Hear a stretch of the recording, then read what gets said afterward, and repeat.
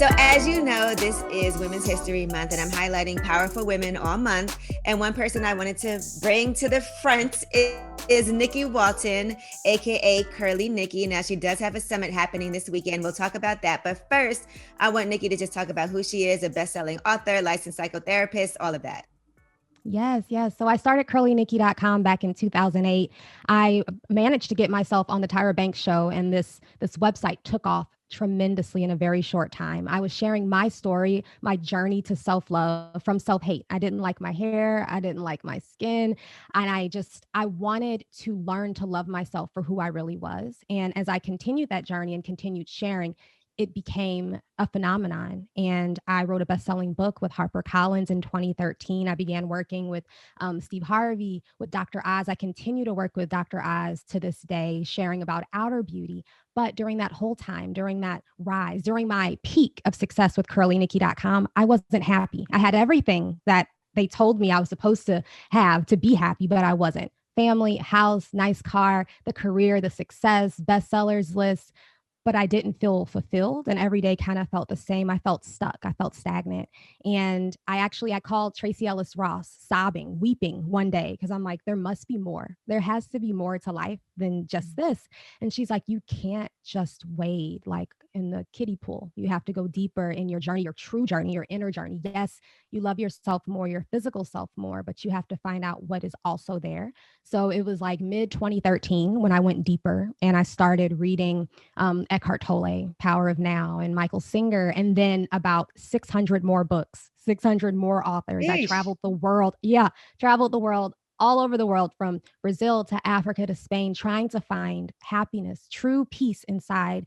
And I finally did. And I could see that no matter what temple I was in, what plane I was on, what street I was walking down, that peace was already always here. And it wasn't out here in the stuff, in the accolades, in the nods, in, the recognition, that it was always this presence within. And so I started sharing about that on Instagram and on curlynikki.com, this hair blog that never really was just about hair. It was always an inner journey to freedom. But I began sharing reluctantly this piece because I wanted to help the women that look like me find the same freedom that I was finding. And I knew I was free for real when I was with my grandmother, who was my best friend in the whole wide world, and she was taking her last breath. And that was like the moment that I had dreaded my whole life. And so I'm there in that moment, and the peace was there too. Even though there was grief, I could feel that peace in the background. And so I began sharing, and under the hashtag BeHER Now, and it became a very powerful hashtag. Many women got it tattooed on them. Thousands of DMs where these very successful entrepreneurial women, CEOs of companies, are messaging me like, I'm not happy. I don't like my life, even though I should. And everybody tells me I should.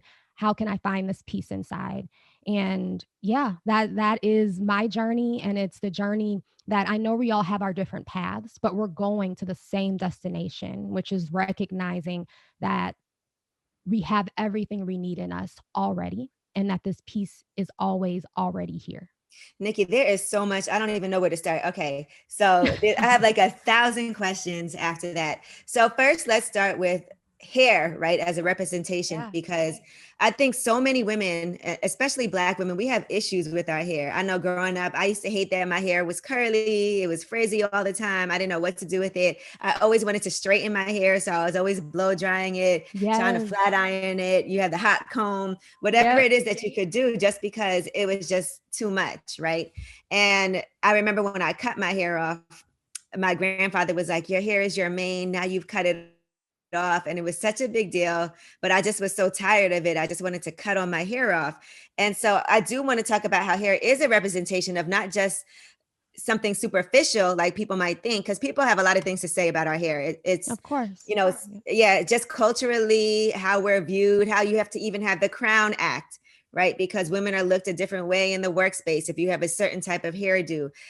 So let's talk about that a little bit, and just how you got to that journey where you were able to embrace your hair, because your hair is amazing and beautiful. I love it. Thank you.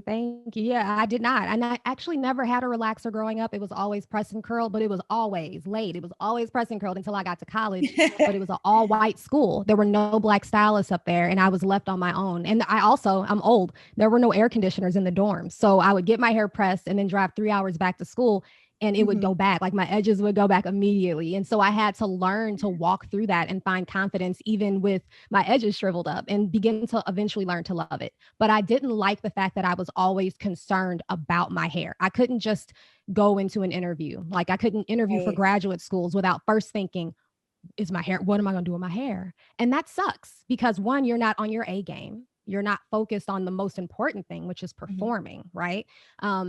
If you're about to go on vacation or about to be like in a drop top car, you're worried about your hair. It's not a good quality of life. No drop tops, right? It's not a good quality of life. It's not a way to live. So knowing that, I knew I had to take control of learning about it because we weren't taught how to care for our hair. We were taught how to keep it under control. We didn't even have products, right? We didn't have nothing. And, even during this pandemic, I feel like a lot of women are also dealing with working from home on Zoom, but not going to the hairdresser. Yep. And so imagine you have to be on the Zoom. One of my closest friends, she's an attorney, and she has to be on these Zooms. And she's like, girl, I cannot do my hair. And I have to be on there. I can't look crazy, but I have to try to straighten my hair all the time at home. And I told her, I said, you should just get a wig. Yep. I know. But then it's also why can't we just wear our hair? We're getting there. We're getting there. And I think that the more each one of us individually finds that comfort, and cause me too, I have a wig here and I wore it 2 times on camera on Zoom. And I'm like, this ain't me. I'd rather have my hair pulled back in a bun, which I do most of the time because it's chic. Right. You look absolutely chic and pulled together right now, completely polished. But I've been in a bun every day. Right. For some reason, for me, it used to feel like, oh, my hair needs to be down. It needs to be out for me to be appropriate. So I'm like, I'll just get a wig. But under that wig, I didn't feel like me. I could feel that for me, even though wigs are beautiful. And I'm sure there's opportunities for me to wear them where I will feel great. But to be able to feel just as confident and comfortable and beautiful with your own hair, no matter if it's pulled back or out and curly or you have it straightened, that's a powerful place to be. And again, it's an individual thing. So the more you can find that inside yourself, the more it gets reflected back. The world has to accept it after redo. And that's seeing and there's that so much judgment. Yeah, there's so much judgment on wigs, weaves. You don't know why people are wearing what they wear, but it's also an accessory. So if you feel like I had this 55-inch U-part wig that I had on, because I do have a store, private label extensions in Detroit, where we sell hair. Yes. And that was an important business for me to get into, just as a Black woman, to say I have this store, I think is a big deal because we don't control a lot of that. So for myself, that was just versatility. We need that. We're women. Right. Absolutely. So now I want to delve into some more things. So you're a licensed psychotherapist. So what made you choose that line of work? How did you get there where you said, this is the type of work I want to do? I want to help people, because again, we're not represented that well in that field either. My own struggle. I think a lot of helpers get into the helping field because they have their own stuff. I was always very socially anxious. I could feel fear, whenever I was, especially when I started doing television, with Tyra or the Today Show and Dr. Oz. Every time I'd have this pulsating, this beating heart, rapid heartbeat. And I had the thought that, okay, if I can figure out how to get rid of this fear, then I can be successful. I can be great. I can do what I came here to do and get my message across effectively. And over time, through my practice with many, many thousands of women, women of color, most of my clients have always been women of color. And my own practices with myself, I found that it's not that you have to get rid of the fear. You just have to not mind that it's there. And then it takes a seat and you can still be great. So for example, when I would go on Dr. Oz, I wouldn't mind the studio audience being there or him or the cameraman or the microphone, but I did mind the fear. But when I came to the realization that the fear was a part of the scene, just like Dr. Oz and the cameras and the lights, then there was an acceptance there. And then the fear just kind of takes a back seat, and that presence that you are is able to shine through. You become a transparency for the light that you are. It was my own anxiety. I've had a comedian tell me that that he still, after decades, gets anxious and nervous and does feel that fear. And he says, once you don't, then you might have kind of lost it. Yeah, exactly. It gives you the energy, and the passion, and also just the care to make sure that you don't get too comfortable. You want to be on your A game, but you don't want it to hinder you. So just accepting that it comes, just like a ballet dancer has to accept that her feet are going to hurt when she's practicing. We have to accept, if you're on a stage, that you might feel butterflies, that you might have sweaty palms. That's okay. It comes with the territory, and you learn to move past it. Now let's discuss you and how you felt like you were unhappy. And I feel you on that, right? You had a best-selling book, Better Than Good Hair, and successful woman. You're again working with Steve Harvey, Dr. Oz, all these different people, but still not happy. So I think a lot of times we feel like, okay, I'm doing this, I'm getting a good check for it, I'm in a great position. People are looking at you from the outside like, girl, you got everything, you got this going on, and you feel like you should be happy. And then you feel a little ungrateful that you're not. Absolutely. And you're like, there's people who aren't doing what they want to do. There's people who are out there struggling. How dare I be ungrateful? So talk about how you came to that realization and how you helped, what you did to kind of overcome that. Yeah, you know, I love that you touched on like that ungratefulness because for me, I would hear like, okay, practice gratitude, practice gratitude. I had a journal and I never felt grateful, like genuine gratitude. It always felt forced. And I knew that that was a major problem.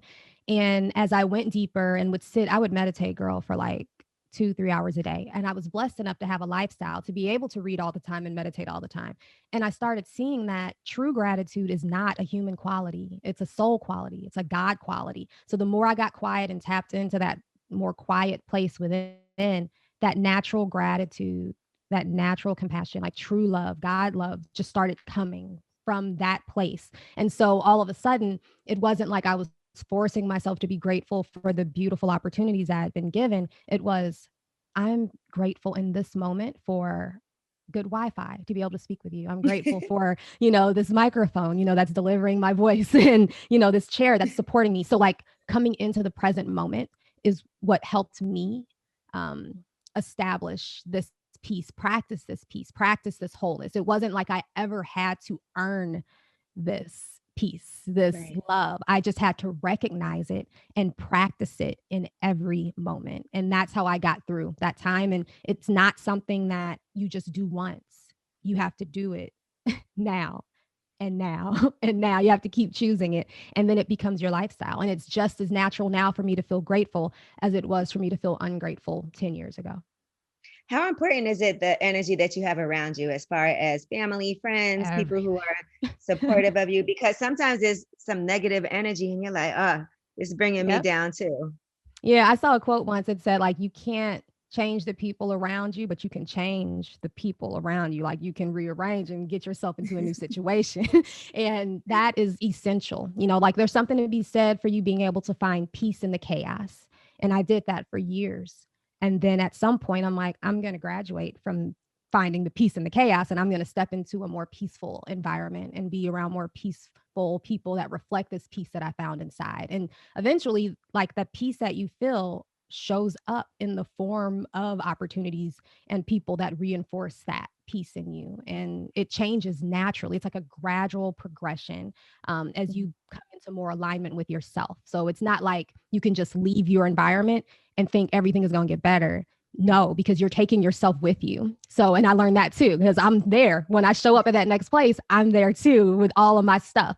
So working on yourself, clearing that out, that clears out your environment naturally, and you rise and everything rises with you, and what doesn't falls away. How important was traveling on your journey?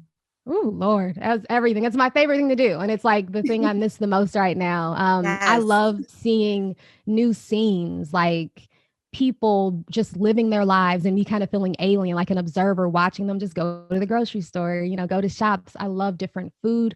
I love learning about different cultures. I love going to the places of worship in all of these different places all over the world, because even though people are praying to Allah, or they're sitting, trying to find their Buddha nature, or they're trying to get Krishna consciousness, or, they're in church praying to Jesus. It's the same place that we're praying to. It's different names for the same place that we can come into communion with inside.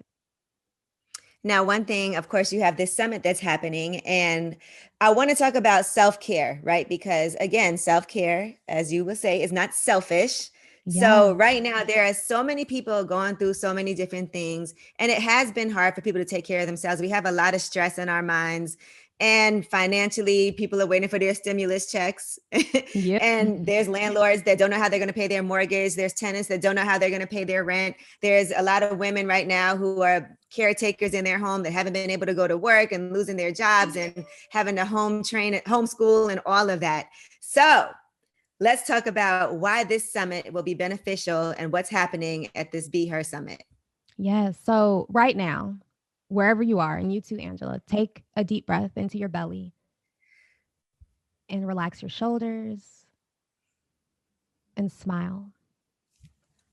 You can sit up straighter if you want, lift your chin.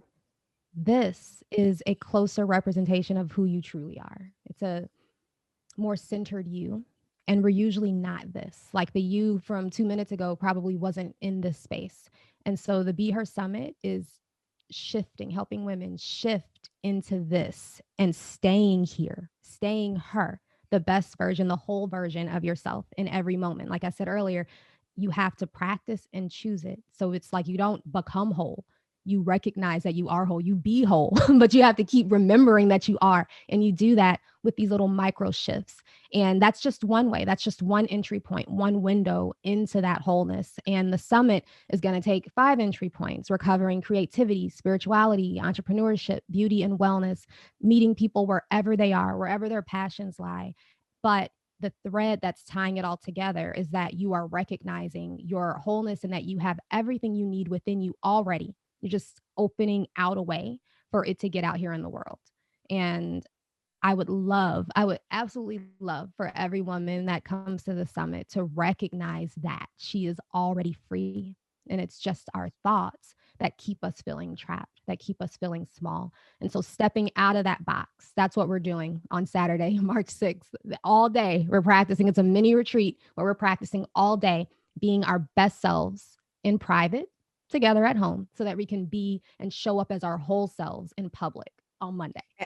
And where can people sign up so they can get more information, so they can attend? And I see a lot of my friends are on the panel. My girl, Yolanda Williams from Cream Blends, I see she's on there. Jasmine Solano.